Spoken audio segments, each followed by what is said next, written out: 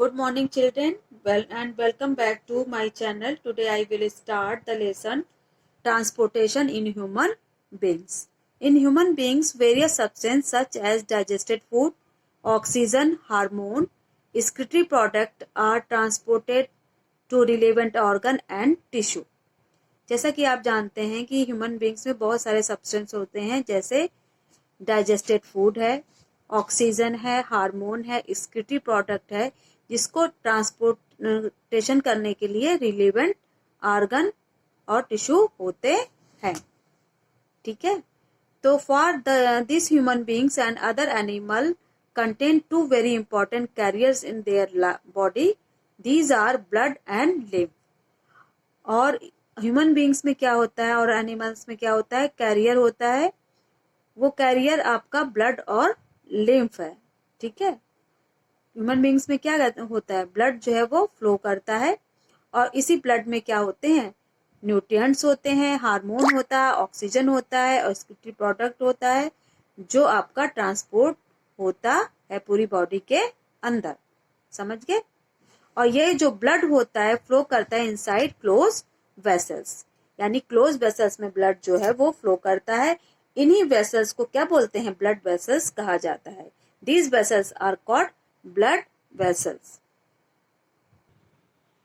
Blood inside these vessels a pump is required. जो blood vessels में जो blood रहता है, इसको फ्लो करने के लिए, पूरे शरीर में ट्रांसपोर्टेशन करने के लिए न्यूट्रिएंट्स को, या एक्सक्रीटरी प्रोडक्ट है या आपका ऑक्सीजन है, उसके लिए पंप की रिक्वायरमेंट होती है। और this pump is known as heart. इसी पंप को क्या कहते हैं, हार्ट कहते हैं। तो हार्ट का क्या कार्य है, हार्ट सिर्फ क्या करता है, सिर्फ पंप करता है और जो ब्लड होता है पूरे शरीर में फैल जाता है। So transportation in humans require these important things, blood vessels, heart and blood. तो इस तरीके से आप कह सकते हैं कि ह्यूमन बींग्स में तीन इंपॉर्टेंट थिंग्स होती है। पहला है ब्लड, दूसरा है ब्लड वेसल्स और तीसरा है heart. It was William Harvey who described that blood is not a stationary fluid. William Harvey एक वैज्ञानिक थे जिन्होंने बताया कि ब्लड जो है वो स्टेशनरी फ्लूइड नहीं है, ये हमेशा जो है क्या करता है, फ्लो करता रहता है। It is circulate in the blood vessels of the body of an organism throughout the whole life. पूरी होल लाइफ में जो ब्लड होता है वो हमेशा सर्कुलेट होता रहता है, कभी भी स्टेशनरी नहीं रहता है। It passes from heart to different body organ and comes back to heart. इसमें क्या होता है, जो ब्लड होता है वो हार्ट में पास ऑन करता है और हार्ट से पूरी बॉडी में और बॉडी से फिर हार्ट में आता है। तो इस तरीके से इस सर्कुलेशन को बोलते हैं ब्लड सर्कुलेशन। और ये सिस्टम जो होता है वो सर्कुलेटरी सिस्टम कहलाता है। तो नेक्स्ट टॉपिक है हमारा ब्लड वेसल्स। ब्लड वेसल्स हमारी तीन टाइप की होती हैं, आर्टरीज, वेन एंड कैपिलरीज, जैसा कि यहाँ पे लिखा गया है। आर्टरीज जो होती है, आर्टरीज की जो वॉल होती है वो थिक होती है और ये सबसे लार्ज वेसल्स है that carry pure blood. Artery हमेशा प्योर ब्लड को कैरी करती है। और वेन जो होती है, वेन की जो वॉल होती है वो थिन होती है, ये हमेशा इम्प्योर ब्लड को कैरी करती है। इम्प्योर ब्लड कहाँ से आएगा, various organ and transport it to the heart. और ये कहाँ पे जाएगा, वेन। वेन जो है वेरियस ऑर्गन से इम्प्योर ब्लड को कैरी करेगी और हार्ट में लेकर के आएगी। और हार्ट क्या करेगा, इसको प्योर ब्लड में कन्वर्ट करके पूरी शरीर में जो है आपके सर्कुलेट कर देगा। और आर्टरीज और वेन को कनेक्ट करने वाली जो होती है, कनेक्टर के रूप में कार्य करती है, वो है कैपिलरीज। कैपिलरीज बहुत ही स्मॉल होती है, यानी कि are very small and fine vessels that form network in each tissue of the body. The wall of capillary is very thin and is direct contact of the cell. Mostly आपसे एक चीज और मुझे बतानी है आपको कि आर्टरीज में एक पल्मोनरी आर्टरी होती है जो उल्टा काम करती है। वो क्या करती है, इम्प्योर ब्लड को कैरी करती है। वेन जो है इम्प्योर ब्लड को जो कैरी करता था, वो पल्मोनरी वेन जो होती है वो आपकी ऑक्सीजनेटेड ब्लड को कैरी करेगी, डीऑक्सीजनेटेड नहीं, oxygenated.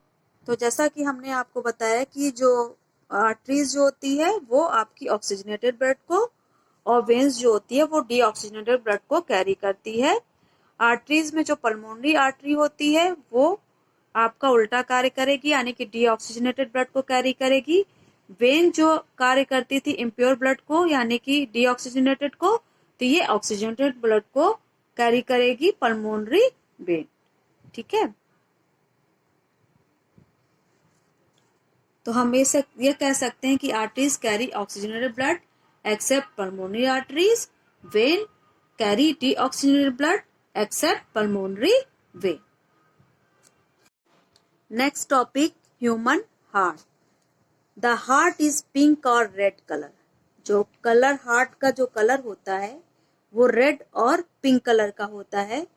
Muscular bag like structure है, यानी कि मस्कुलर बैग है ये, और फंक्शनिंग इसका नॉन स्टॉप होता है। ये through out the life of the individual, हमेशा जब तक कि ह्यूमन बींग्स की लाइफ रहेगी तब तक ये नॉन स्टॉप वर्क करता ही रहता है।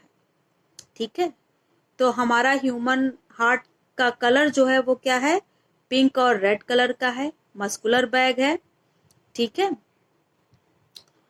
और इसका वेट जो है वो 250 से 300 ग्राम है। इसका वेट जो है क्या है, 250 से 300 ग्राम है, which about 0.3% of the total body weight. Heart आपका लोकेशन क्या है, हार्ट की लोकेशन जो होती है वो in the centre of the thoracic cavity, यानी कि थोरेसिक कैविटी के बीचों बीच में स्थित होती है। It is protected by a double walled covering called pericardium.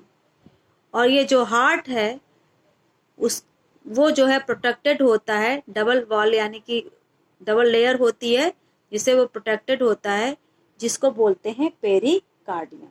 यानी कि हार्ट की वॉल जो होती है वो डबल लेयर होती है, और इस वॉल को क्या कहते हैं, पेरिकार्डियम कहते हैं। तो मैंने आपको 3-4 चीजें बताई ह्यूमन हार्ट के बारे में। पहला तो कलर बताया, कलर पिंक और रेड कलर का होता है, और ये मस्कुलर बैग है। ठीक है, लोकेशन इसकी है आपकी चेस्ट कैविटी या थोरेसिक कैविटी में होगा। ठीक है, centre of the thoracic cavity. और प्रोटेक्शन इसका कैसे होगा, डबल वॉल्ड होगा, कवरिंग लेयर से कवर रहेगा, जिसे बोलते हैं पेरिकार्डियम। और इसका वेट होता है वो 250 से 300 ग्राम होता है। ठीक है, अगर हम इसका इंटरनल स्ट्रक्चर अगर देखें तो आपको दिखाई देगा कुछ ऐसा। Internal structure of human heart. The heart is composed of 4 chamber. Heart जो है वो 4 चैम्बर से मिलकर बना होता है। इसके अपर चैम्बर को बोलते हैं ऑरिकल और लोअर चैम्बर को बोलते हैं वेंट्रिकल। ऑरिकल जो है वो एक तरीके से रिसीविंग चैम्बर होता है, ये रिसीव करता है ब्लड को different parts of the body, different parts of the body से ब्लड को रिसीव करता है। वेंट्रिकल क्या है, डिस्चार्जिंग चैम्बर है, और लोअर चैम्बर है। Ventricle are the lower chamber of the heart, they have thick wall, they pump blood out of the heart. ये जो है ब्लड को पंप आउट करता है, पूरे शरीर में फैलाता है हार्ट से। ठीक है,